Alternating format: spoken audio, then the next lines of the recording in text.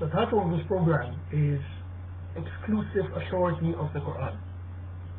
So this title is an assertion made by some Muslims about the subject, which is the question of authority in Islam.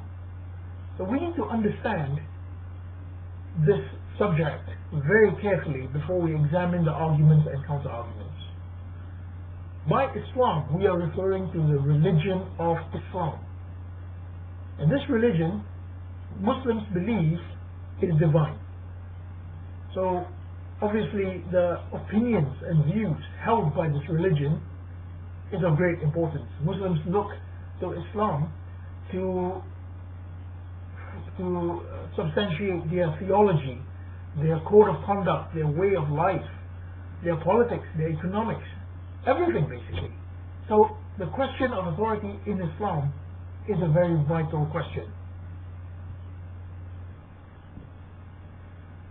What is the nature of authority being discussed here? Well, in this program, we are discussing textual authorities.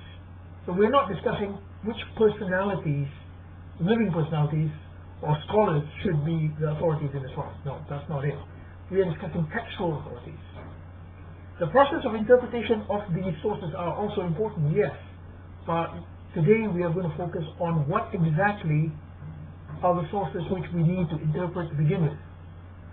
So, I am representing one particular view, and that is the view of the Quranists. The Quranists assert that the Quran is the sole source of divine authority in Islam. So, we don't look to any other sources to determine what Islam says about a particular subject. So, our sole source of authority is the Quran. Then we have the view of the traditionists. The traditionists, on the other hand, believe that the sources of Islam are the Quran and Hadith. They also have other sources, but they're not being discussed here. We're discussing only Quran and Hadith. And they believe that these two sources, they go hand in hand in articulating what Islam says. So what is our starting point in this discussion, and why is it our starting point?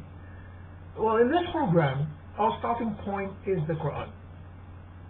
We have chosen this starting point because it is a common source of authority for all Muslims. Even traditionists, they assert that the Quran is the first source of Islamic authority. Hadith comes second after the Quran, although they use Hadith to explain the Quran. So we will begin with the Quran here. We will now discuss whether or not the Quran calls for another source of authority besides itself. And that will be the gist of future programs, future episodes in this program, sorry.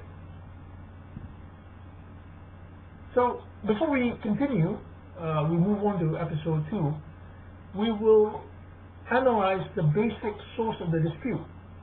Traditionists, they say that there are ayat, or in this case verses of the Quran, which tell us to obey the messenger, obey the Prophet ﷺ, yeah? To copy him, to follow him, to take his judgments.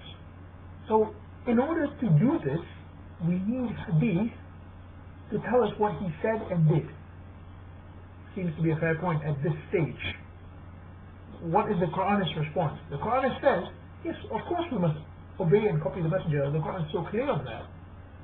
But, as we will come to prove later on, the sources for the messenger's sayings and doings are in the Quran itself. So this concludes our initial introduction onto the subject, and we hope to see you for episode 2. Thank you.